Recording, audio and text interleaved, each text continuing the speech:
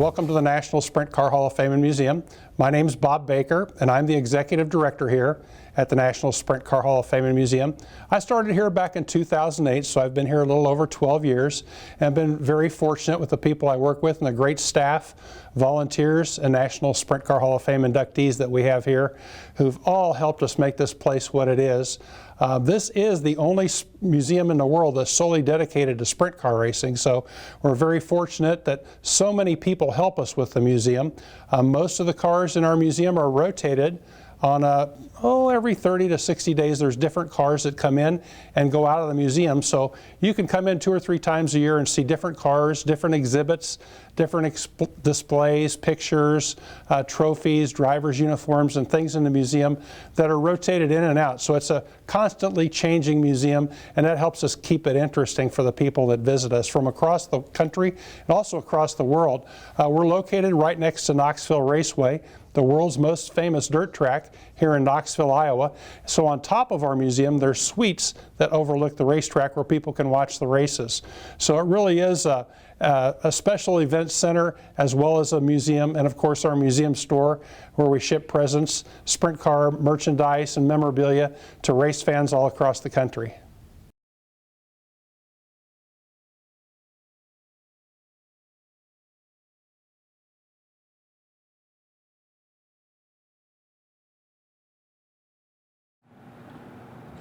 The museum was actually founded in 1987. It took until 1991 for the museum to actually open to the public. The thing that most people don't know about our museum is that we are open 7 days a week, year-round. We're only closed 4 days. We're closed Christmas, Easter, Thanksgiving, and New Year's days are the only 4 days we're closed. So we're open Saturdays and Sundays. And the reason that we're open 7 days a week is because a lot of people from across the country, the National Sprint Car Hall of Fame and Museum is on their bucket list. And so as they're driving across Interstate 80 on vacation or north and south on I-35, they'll drop off the interstate, come here to Knoxville, and spend a half a day at the museum, going through the museum, or up on our second floor. We have a nice 42-seat theater with over 800 open wheel and sprint car films that we try to rotate on a daily and weekly basis. So we're trying to show different movies for people that can come in and watch a different film if they come by a couple of times a week or on their way to their vacation and on the way home, so they can see a different film and different cars inside the museum. Right now we're concentrating on the Knoxville Nationals right here in Knoxville, Iowa, because we're waiting for the 60th running of the event. So we thought it would be good to have some of the Nationals winners, and currently we have 11 of the Knoxville Nationals winners here. We see 3 of them here. This white number 11 that we see was Dick Gaines' winner in 1974. Now, this was Carl Kinzer's first win, and Carl Kinzer is the all-time leading owner winner at the Knoxville Nationals and in sprint car racing for that matter. Carl actually built this car himself, and Dick Gaines won in 1974 in the closest finish ever at the Knoxville Nationals when he edged out Jan Opperman. Knoxville Nationals! This coming summer in 2021 will be the 60th annual Knoxville Nationals, which the Nationals were started back in 1961. The reason the race was started as the super modified Nationals back in '61 is because the track was going through financial difficulties, and they were trying to come up with an idea to raise money to keep the track in operation. The racetrack promoter at the time, Marion Robinson, had the idea to put on an event that paid a lot of money. Back in the time, it paid $1,000 to win, which in 1961 was a lot of money. The total purse was $5,000, and everybody on the fair board thought that Marion Robinson, the promoter, was crazy for offering so much money, $1,000, to win a sprint car race. Green flag underway. Jack Hodgkill way off the pace at the back of the field in the 59. So we fast forward 60 years later. Here we're coming up in 2021 with the 60th running of the Knoxville Nationals, and the race will pay $150,000 to win, not $1,000. The total purse will be almost $1 million for all 4 nights of racing. And on top of that, if somebody can lead all 50 laps of the 50-lap National Championship feature race on Saturday night, there's a $1,000 bonus per lap. So that's an extra $50,000. It's possible somebody could walk out of Knoxville next year with over $200,000 for winning the Knoxville Nationals, which is unprecedented in sprint car racing. So we're really looking forward to the 60th running of the Knoxville Nationals. That'll be the second week of August, August the 11th through the 14th here in Knoxville. The next car we see down here is Steve Kinser's first Nationals winner, and that car has quite a story as well. Steve Kinser has won 12 Nationals, more than any other driver, and Steve had crashed on his qualifying night in Carl's number 11, and what happened was they didn't have another car. Well, enter Bob Trossel from Des Moines, Iowa. He had an extra car entered, and this would be Bob's car, number 20.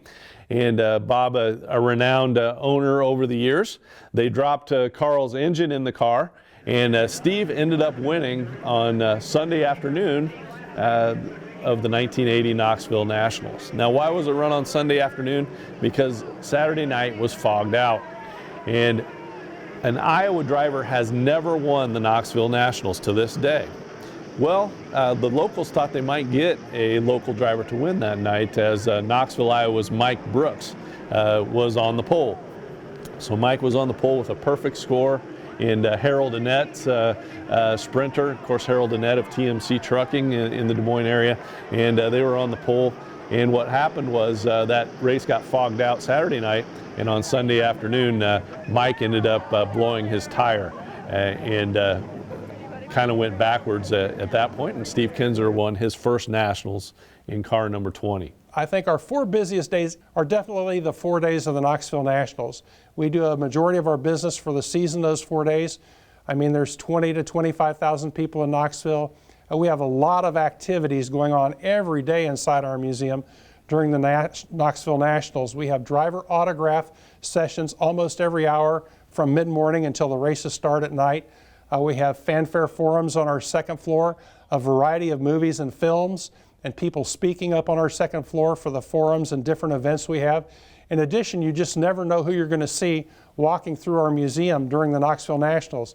It could be a NASCAR driver, it could be Kenny Schrader, a past Knoxville National winner, or even the drivers that are competing that Saturday night in the Knoxville Nationals will be walking through the museum with their family. Doug Wolfgang won the Knoxville Nationals in 1989. It remains one of the most dominant seasons by any driver in sprint car history, as Doug led not only the World of Outlaws in wins, which is the primary sprint car series, but he also led the USA Series in wins.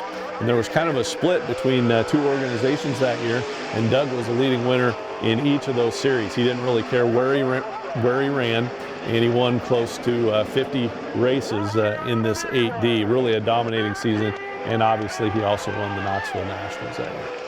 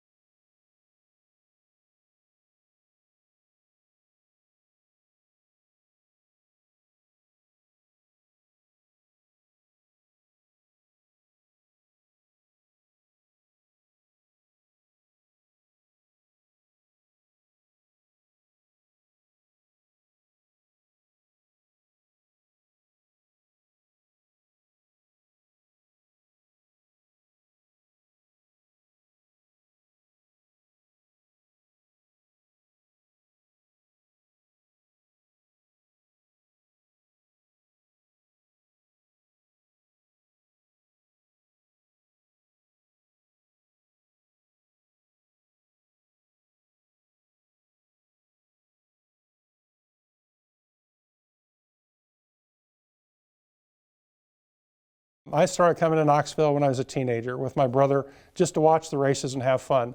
And so for me at the museum, the most fun thing I think is watching other people come into the museum with their families, their kids, and just enjoying the cars and telling the stories about each car, how they watched it race, or who they knew that drove the car or owned the car or worked on the car, and the stories about a certain race here at Knoxville or another race in the Midwest or across the country, and how they got familiar with that race car or that driver. I think the stories behind the race cars and our Hall of Fame inductees are probably the most fun thing for me, is to watch people sharing the stories with other people in the museum and with their families. This is the John B. Gerber Garage. It's actually a salute to John B. Gerber's garage in Davenport, Iowa in 1932. And John Gerber was a famous car owner and driver. He's in the National Sprint Car Hall of Fame as a driver and also as a builder and as an owner. John was one of the original outlaws, I guess you could call him, as he didn't follow any series or anything like that. He just raced when and where he wanted back in the late 20s and through the 30s.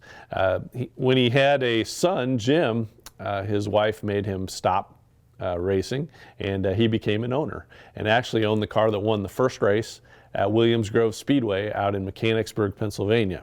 So a lot of people ask where the first car came from that won at Williams Grove, which is a famous track out east, and it actually came from Iowa.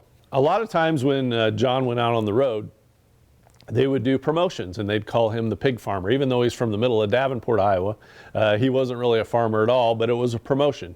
So they'd put a pig in his pit area, they'd give him bib overalls and a straw hat, and it'd kind of be the farm guy against the city slickers out east. And a lot of times, obviously, he would be the winner. So it's kind of a lot like pro wrestling was back in the day. The garage itself has a lot of fabricated materials that John would have made himself. And he made almost 90% of everything on his car was made by John in his garage. So this is a duplicate of that garage, and a lot of the items you see in here, as I said, are his. We have some gaskets here on the west wall up here, and those are copper gaskets, and those were actually carved out of John's copper bathtub. His wife came home one day and found him carving those, and he wasn't in the best favor with her, but a lot of neat things to see here in the John B. Gerber garage. That's part of the history of the sport, I think, is also the economics of the sport, because back in the day, back in the, say, the 50s and 60s, you could have a race car and it would last for 2 or 3 years or even longer and keep racing over and over every weekend for a couple of years. It's not that way with modern day technology and sprint cars. The cars of today are purpose-built race cars, and the engines in the cars alone are upwards of $60,000 engines for a 410 cubic inch engine. That's just for the engine of the car. That doesn't include the tires or wheels or body or wings or any of the other parts. That's just for the engine. And a typical 410 engine will get anywhere from 7 to 9 nights of racing on it before it needs to be sent back to the engine builder to be freshened up. Sprint cars are very unique. They're what they call a direct drive car. There's the engine, a drive shaft, and then the rear end on the car.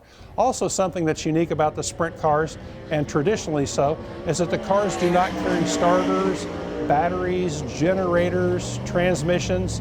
The cars are started with a push truck. So the push truck pulls right behind the race car, pushes the sprint car off. The car engages and starts up, and once you're in gear, you're off to the races. There's no shifting. There is a brake in the car, and you'll notice on the older cars, the big cars in the museum and some of the early sprint cars, the brake was a brake handle that was on the outside of the car. The modern day sprint cars have the pedals inside, just like on your passenger car. They'll have an accelerator pedal and a brake pedal to use inside the car. And in addition to driving the car and working the pedals, as the drivers say, there's also a wing slider, an adjustment where the drivers can maneuver the wing back and forth on sliders. And that's on a hydraulic slider. So during the race, the drivers will be driving the race car racing, and then they'll also be adjusting that wing to maximize the downforce on the car's body, chassis, and tires to get the best traction possible. This is the 1969 Knoxville Nationals winner, and I like to call it the last straw car a little bit. Now at Knoxville Raceway, before it was the sprint car capital of the world, it was the super modified capital of the world. And the super modifieds would have raced with cages like this one. This was technically a super modified at the time, and you can see that the cage is bolted on the car. Now, the reason I call it the last straw car is Kenny Greitz, who won the Nationals in 1969, raced it as a super modified. 2 weeks later, in a race in his hometown of Lincoln, Nebraska, it was a sprint car race, and sprint cars did not have the roll cages. So he took the roll cage off, and he ended up dying in a race without the roll cage on. So in 1970, this was one of the accidents that really propelled the sprint cars across the country to mandate roll cages. So that's kind of why I call this the last straw car, because it's one of the last cars and deaths we saw with a sprint car without the roll cage on. You know, in the early 1900s, you'd get 2-3 deaths a week in sprint cars or big cars as they were called back then. And it was not a big deal really, because the headlines would be so-and-so won, so-and-so set quick time, and so-and-so passed away. So people went to the races for a lot different reason back then, and they knew it was dangerous, and they knew that they might not return from a race. So the safety things over the years really have impacted racing in a very good way. As the cars transitioned from big cars to super modified stock cars to super modifieds to sprint cars, the cars were raced without the wings. And the wings were introduced back in the 60s. As a matter of fact, the first Knoxville Nationals here in 1961 was won by Roy Robbins, and he brought a wing on top of his open-wheeled sprint car to race here at that race. And the people in the Midwest hadn't seen the wings before, and they were kind of laughing at him until he got on the racetrack and he set fast time. And then he went ahead and won the Knoxville Nationals in 1961 with the wing on top of the car, which the wing is an inverted airplane wing. It catches the air, pushes the car down. On an airplane wing, the wing catches the air and lifts the airplane up into the air. But if you turn that wing over, invert it, it catches the wind and aerodynamically pushes the car into the ground to give the tires better traction. Also, the safety feature or advantage with the wing is if the car does turn over, it acts as a cushion to slow the car down before the car's roll cage actually hits onto the ground. So it's a safety measure and also helps stabilize the car through the turns and create greater downforce to make the car go faster and give it better traction. So the wings were actually introduced back in Knoxville in the early 70s as a safety feature because some of the accidents were getting pretty violent without the wings, and the wings were brought in not so much as to speed up the cars, but for the safety of the cars. And the wings have been a staple here in Knoxville since the early 1970s, and that's what races here every week. However, there are still lots of non-wing sprint car racing in the United States. The premier group for non-wing racing is the United States Auto Club, and they will be here on July the 10th for the Corn Belt Nationals. It's the big non-wing race, the non-wing nationals here in Knoxville. So non-wing sprint car racing is still very popular. It's just that the wing racing is more popular right now in the United States.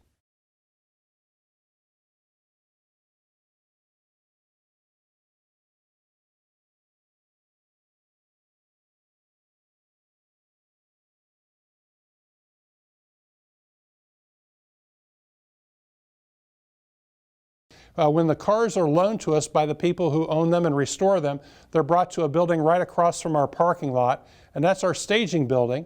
And they sit in the staging building until we have a specific display area for the car in the museum. And then during the time period it's on display, we promote it, let people know that the car or exhibit, like our Salute to Champion Greg Hodnett with 6 of Greg Hodnett's cars, will be in the museum.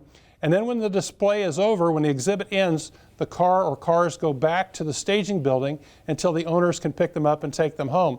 So the staging building really is a place where the cars are staged before they come into the museum.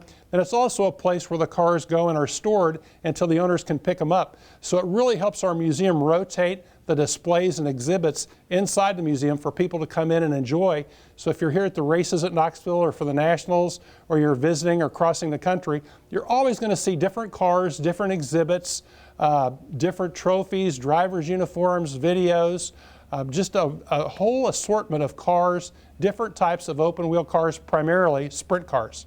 This year, our Salute to Champion Greg Hodnett continues. Usually we do a Salute to Champion every single year. Of course, with the pandemic, things have changed a little bit, and we want to make sure that people can see this because this is a great salute that we have to one of the late great drivers in sprint car racing history. This is Greg Hodnett's first car that he drove back in 1986 at a young age, and Greg was a mechanic on this car. His father made sure he was a mechanic, finally got his shot to drive it, and then ended up winning his second night out in the car. So this is the very first car that Greg drove in the Memphis area. It would be a B car. They called it B car down there. This car was restored after sitting in a garage for 30 years. So just a great car, and the car that started out Greg Hodnett's career. This is the car that he took out with the World of Outlaws in 1993 and got Rookie of the Year. So the World of Outlaws, the premier sprint car series in the country, goes all over the country. So this was Greg's inauguration with the World of Outlaws in 1993. The family owned the car, and they had help from Kelly and Associates out of the Memphis area as well. So Greg began his career in Memphis. His family was all into racing. His dad was called the Tennessee Tiger, Hoyt Hodnett, down in the Memphis area, and was a great racer in his own right. So this is the car that he took out with the World of Outlaws, and the next season he was hired to drive our next car in line here, which is the 8TW, the Two Winners machine out of Indiana is where Tom Wimmer was from, and hired Greg to drive this car. And this is where we saw Greg really accelerate his career with the World of Outlaws. In the 8TW, his first claim to fame really was at the Knoxville Nationals, where he had a tough qualifying night. He came back and won the Friday non-qualifiers race, which put him in the middle of the C main on Saturday night. So you have to get to the front of the C main to get into the back of the B main.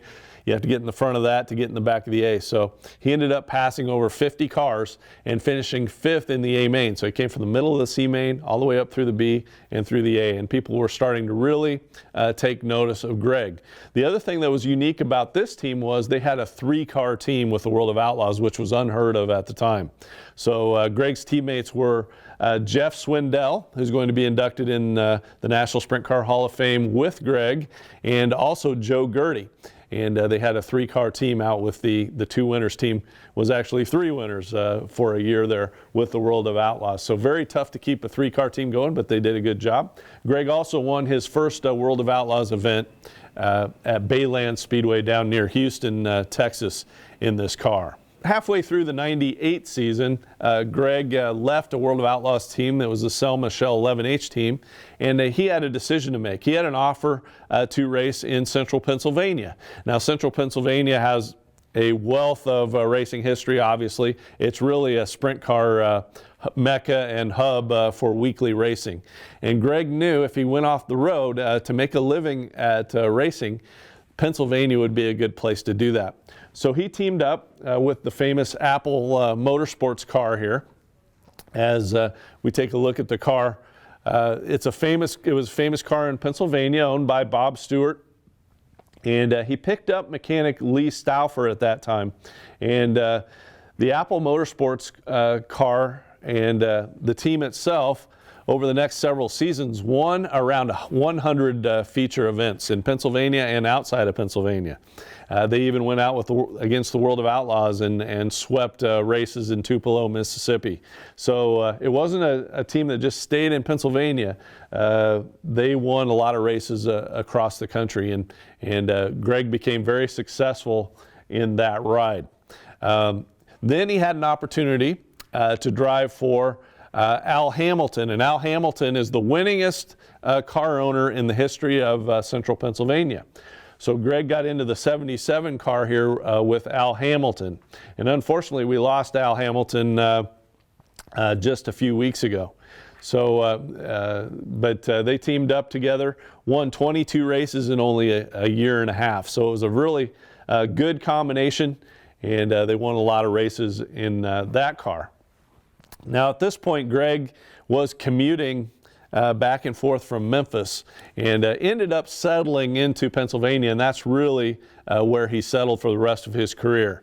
And he picked up his biggest win ever in this car. This is the Jim and Sandy Klein number 22, and he picked up the Williams Grove National Open back in 2009, and that's the biggest race on the East Coast is the Williams Grove National Open, and he picked that up as well as the Tuscarora 50 at Port Royal Speedway. So a couple big races out in that area, and the team racked up around 36 wins together. As he moved on into his career here, he got into John Trone's number 39, and John was and is one of the big car owners in Central Pennsylvania. In 3 years' time, they accumulated 32 wins. So, and a lot of big wins came that way. And then as we move down to the end, we see Greg's last car. This is the Hefner number 27 ride. And Greg was with Hefner for quite a few years, and they won a number of races. In 5 years together, they won 70 races. Greg's last feature win actually came at the Knoxville Raceway on a qualifying night at the Knoxville Nationals. So this is the car that he won that race in. So we're really proud to have this group of cars here. A lot of the car owners are still the car owners of these cars. Sometimes these cars get sold and moved between people, but these cars are actually owned by the original owners here, and we're really proud to have them on display here in Knoxville at the National Sprint Car Hall of Fame Museum.